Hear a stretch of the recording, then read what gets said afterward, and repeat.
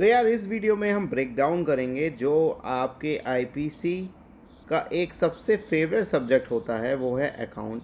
अब जिसका नाम अब आईसीआई ने एडवांस अकाउंट कर दिया है। और बहुत ज़्यादा तब्दीली की बात मुझे देखने को ये मिल रही है कि आईसीआई अब लगातार इसमें अमेंडमेंट्स डालते जा रहा है। अब मैं थोड़ा सा आप लोगों को पहले ब्रीफ दे दूं। आपने अगर ओल्ड कोर्स के कोई भी क्वेश्चन पेपर नहीं सॉल्व करें और ओल्ड कोर्स की जानकारी नहीं है, तो मैं आपको थोड़ी सी एक बार ब्रीफ देना चाहूँगा। आपका सबसे पहला जो चैप्टर है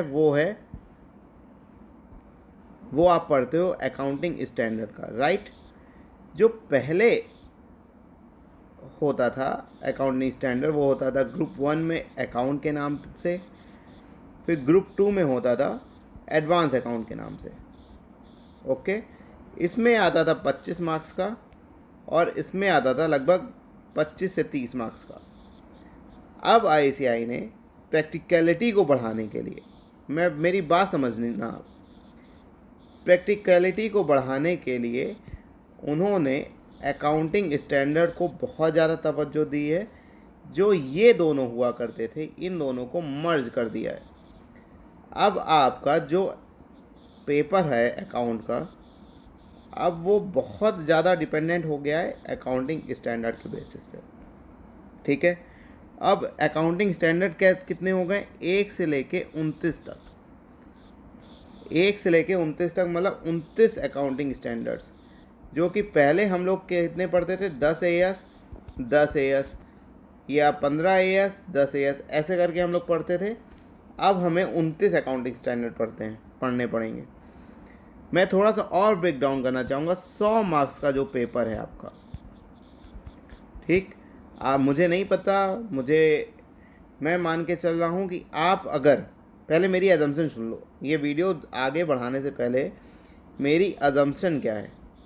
मेरी अजम्पशन ये है, सबसे पहली अजम्पशन, कि आप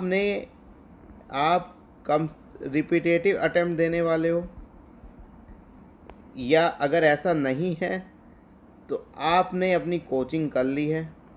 मेरी अजम्पशन एक सुन लेना, या अगर ऐसा भी नहीं है तो आपने कम से कम एक बार रिवीज़न अपना कर लिया है, ठीक। अगर कुछ नहीं तो मुझे ये कंडीशन, अगर आपकी ये फुलफ़िल हो रही है कि आपने कम से कम एक बार पूरा सिलेबस पढ़ लिया है, तो आप बिल्कुल मेरा चैनल को फॉलो करिए, बिल्कुल देखिए। और अगर नहीं भी किया है और आप अपना ये अटेम्प्ट देने जा रहे हैं जनवरी 2024 का, सॉरी 25 आ जाएगा, अगर आप ये अटेम्प्ट देने जा रहे हैं, तो आपको जो मैं गेस्ट पेपर्स जो दूंगा, आप एज इट इज़ उसको फॉलो कर लीजिए। जो मैं आपको गाइडेंस दूंगा, जो मैं आपको टिप्स दूंगा, आप उसको फॉलो कर लीजिए, आप 100% पास हो जाओगे, ठीक है। और मेरा ये वीडियो आप अगर फॉलो कर रहे हो, तो इस वीडियो का मुझे बनाने का पर्पज़ क्या है, आप पहले पर्पज़ समझो। पहले पर्पज़ मेरा आप समझो कि पर्पज़ क्या है। पर्पज़ है मुझे डिफ़ाइन करना कि सपोज़ मैं आपको कैसे समझाऊं कि आप किस तरह से पढ़ाई करो, हाउ टू प्रिपेयर जानने से पहले आपको जानना ये पड़ेगा कि व्हाट टू प्रिपेयर, हमें क्या प्रिपेयर करना चाहिए, ठीक। अब इसको जानने के लिए अब हमें समझना पड़ेगा, जो ये 100 मार्क्स है, इसका पहले वेटेज समझना पड़ेगा। 100 मार्क्स का क्या समझना पड़ेगा, वेटेज बोले तो कौन सा चैप्टर कितने नंबर का आने वाला है। अब पहले हम समझ लेते हैं कि कितने कितने चैप्टर हैं आपके। आपका एक चैप्टर है अकाउंटिंग स्टैंडर्ड, जो कि बहुत लंबा है, ठीक। फिर आईसीआई ने आपका जो है दूसरा चैप्टर का नाम दे रखा है प्रिपरेशन ऑफ फाइनेंशियल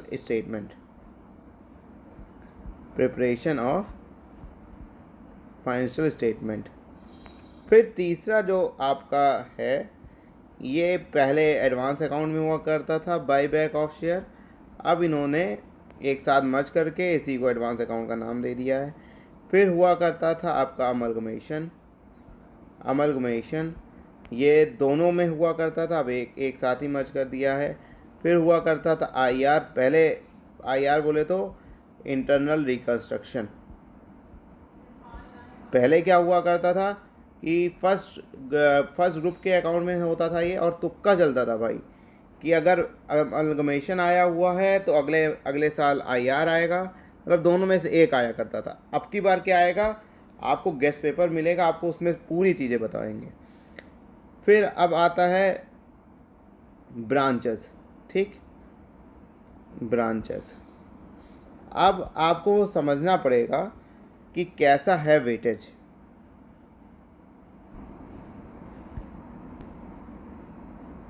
सबसे पहले तो मैं आपको बता दूं कि ये जो वेटेज की बात मैं कर रहा हूँ वो मैंने नहीं डिसाइड किया हुआ है भैया, उसके बारे में मैं नहीं केवल कह रहा हूँ, आपको ये बताया हुआ है आईसीआई ने खुद।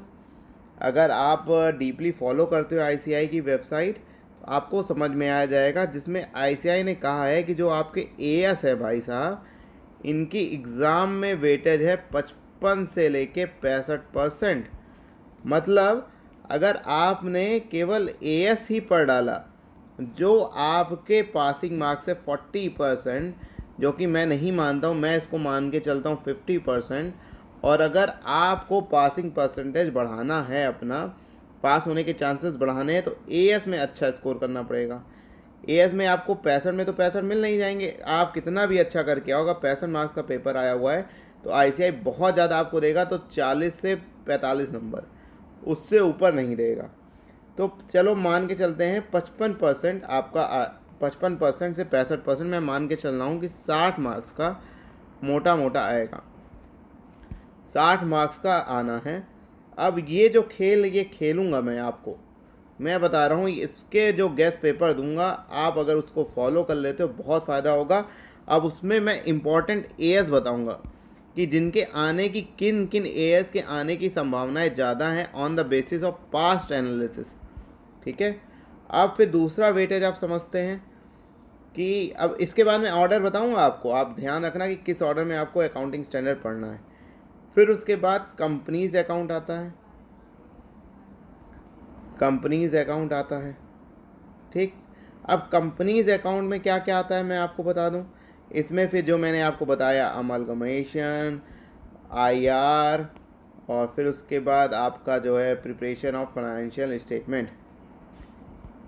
फिर उसके बाद आपका बचता है 5 से 10% का पेपर आता है। अच्छा, पहले भी मतलब एडवांस अकाउंट में भी इतने का ही आता था, वो है ब्रांचेस, ठीक। हाँ, तो अब आपको मैं समझा दूँ, ये 30 से 35 नंबर का आता है। मैं मान के चल रहा हूँ, ये हमने माना था 60 नंबर का, ये मैं मान के चल रहा हूँ 30 नंबर का, चलो ये आ गया, ठीक। ब्रांचेस आता है 5 से 10% वेटेज है। और ये मैं अपने आप से नहीं कह रहा हूँ भाई, ये आपकी वेबसाइट पे दे रखा है आईसीआई की। मैं लिंक ज़रूर डाल दूँगा डिस्क्रिप्शन में कि आप भाई चेक कर लो। अब आपको प्रिपरेशन कैसे करना है, देखो भाई, मैं आपको एक चीज़ बहुत अच्छे से समझाता हूँ। 3 अब पेपर हैं आपके। आदिकाल से ये प्रक्रिया चलते आ रही है कि भैया आपको अगर पास होना है तो आपको पेपर 1 में अच्छा करना है, ठीक। अब उसके 2 रीज़न हैं। पहला रीज़न तो ये है कि ये स्कोरिंग है, बिल्कुल बात सही है, इसमें स्टेप मार्किंग होती है अच्छी खासी। दूसरा रीज़न, सबसे बड़ा रीज़न ये है कि मेंटल प्रेशर हल्का कर देता है। मतलब अगर पहला पेपर अगर आपका अच्छा चला गया तो आपका बाकी के 2 पेपर में माइंडसेट अच्छा रहेगा। अच्छा, अब इतनी बातें हो गई, उसके बाद अब मैं आपको बताता हूँ how to prepare. How to prepare मतलब सीक्वेंस क्या होना चाहिए। देखो भाई,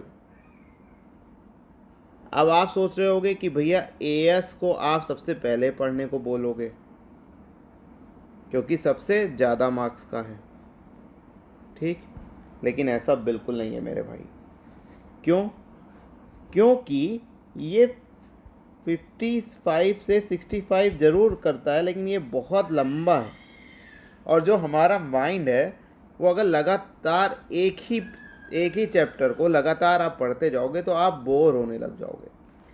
तो आपको पढ़ाई कैसे करनी है, प्रिपरेशन करनी है, सबसे पहले आपको पढ़ना है सबसे सस्ता चैप्टर ब्रांच। सबसे सस्ता इस वजह से क्योंकि 5 से 10% आना है, ठीक। फिर उसके बाद आपको अपना सेकंड मोस्ट फेवरेट चैप्टर पढ़ना है, वो है प्रिपरेशन ऑफ फाइनेंशियल स्टेटमेंट, ठीक। फिर उसके बाद भाई आप अमलगमेशन पढ़ लीजिए। फिर उसके बाद आईआर।